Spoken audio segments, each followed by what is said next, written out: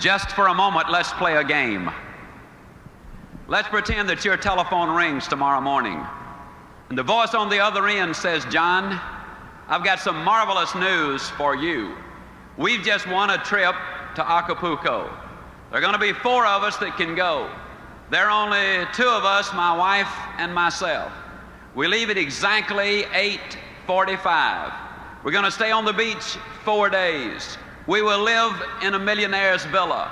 We will have everything at our beck and call. We will live the life of luxury for 4 full days." Now remember, John, we leave tomorrow morning at 8:45. My only question is, can you be ready to go at 8:45? May I see the hands of those who could, in fact, respond and say, "Yes, I could go."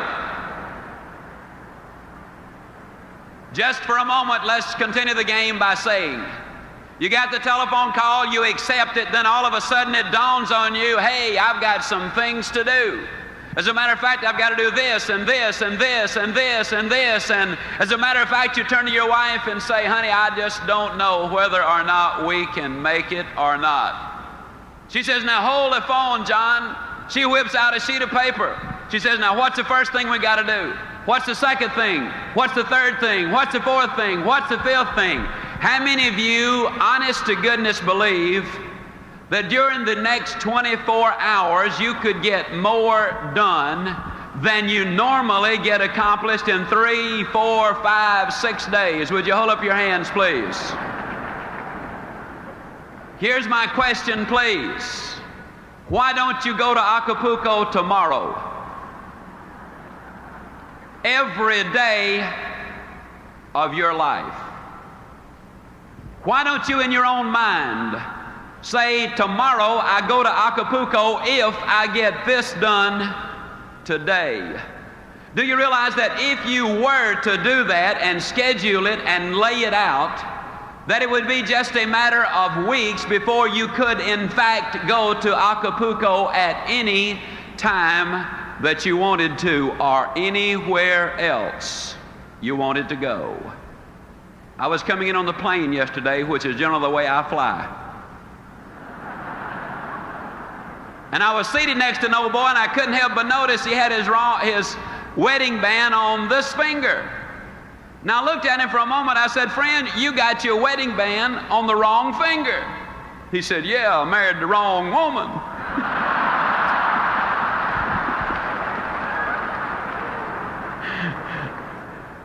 I don't know whether he did or not, but I am completely persuaded that most people have the erroneous idea about what it takes to be successful, and then about what success is, and about what life is.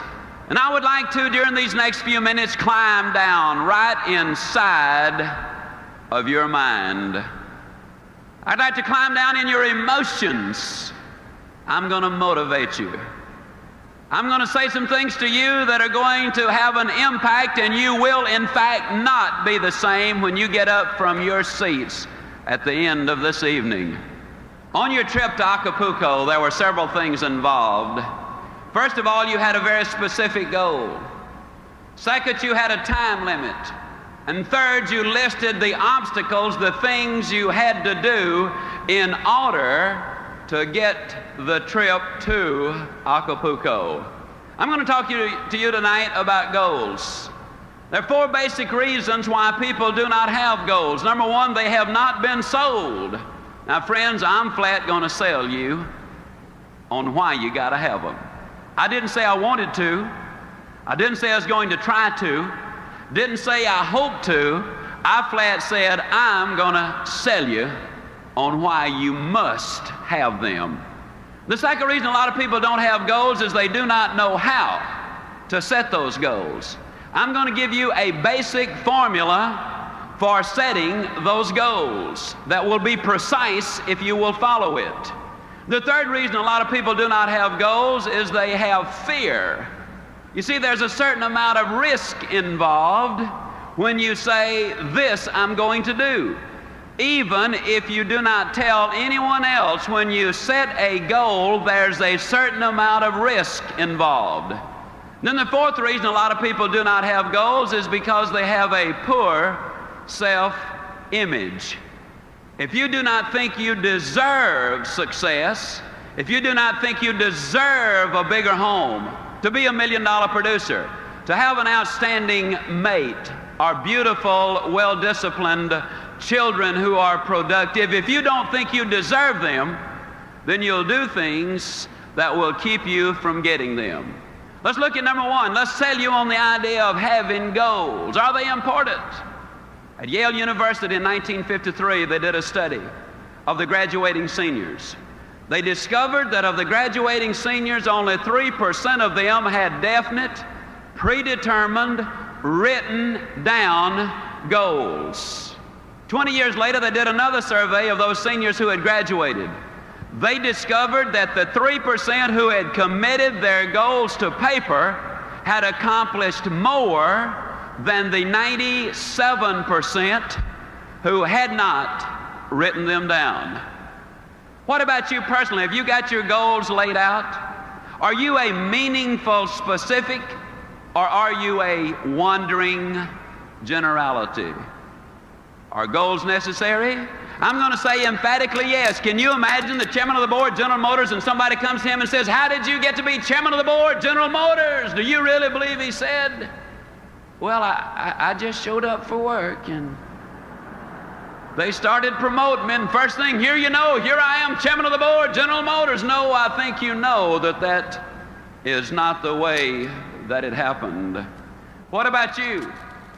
Are you a wandering generality, or are you a meaningful specific? How many of you are in the world of selling? Would you mind holding up your hands, please? One of the major problems we have in the world of selling, a lot of times the salesperson is out selling, and although they're out there physically, what they're saying mentally is, "I need to be home with the family." And then when they're home with the family, physically, they're saying mentally, "I ought to be out in the field selling." And so when they're out in the field, they're really back at home, and when they're back at home, they're really out in the field, and they ain't never nowhere.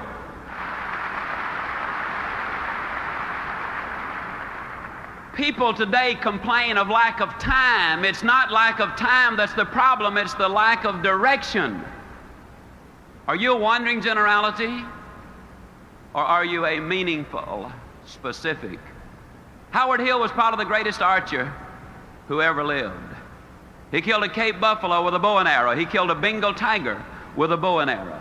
He won 281 consecutive tournaments. He was never beaten in competition. As a youngster, I have seen Howard Hill in newsreels from 50 feet draw dead aim and split the center of that bullseye perfectly in the center. And yet he could take the next arrow and literally split the first one. An amazing demonstration of skill. And yet I'm going to look at you dead center and say to you, I could spend 20 minutes with you, and at the end of that 20 minutes, Dick, I could have any man in this audience or any woman in this audience hitting the bullseye more consistently than Howard Hill could have on the best day he ever had, provided we blindfolded Howard Hill and turned him around so he would not know which direction he was facing. And you rather obviously laugh and say, "Ziglar, that's silly." Of course. How could a man hit a target he could not see? That's a pretty good question. Here's another one. How can you hit a target you do not have? Have you got one? Are you a wandering generality, or are you a meaningful specific? Are you going to work tomorrow because that's what you did yesterday?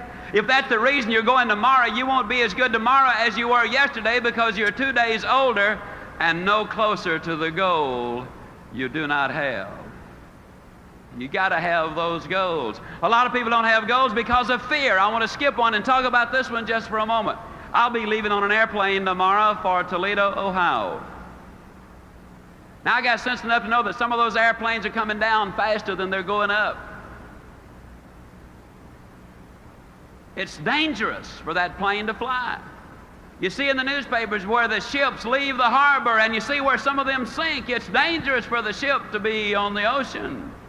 You read where people lease their homes, and the lessee, the people who rented the house, they tear it up. It's dangerous to let somebody move into your house. And yet the engineers tell me that it's more dangerous for that plane to stay on the ground, that it will rust out faster than it will wear out up into the heavens. They tell me that that ship will collect more barnacles in the harbor and become unseaworthy faster than it will sailing the high seas. And they tell me that if that house stays empty, that it will deteriorate faster than if you do not have someone living in that house. Besides, planes are built for flying. Ships are built for sailing. Houses are built for living. And man, too, was built for purpose. He was designed for accomplishment. He's engineered for success. He's endowed with the seeds of greatness. And the greatest danger we as human beings have is when we do not do anything at all. Stop 100 young men, age 25, on any street, USA. Follow them until they're 65 years old, and of those who are still living, you will discover that only 5 of them have succeeded financially. It's almost as if they had set out in life to fail. But I also believe one of the reasons is most people don't understand this thing called money. See, I think it's all right to have money as one of your goals. Occasionally I speak to people and they say, well, I don't want to make a lot of money.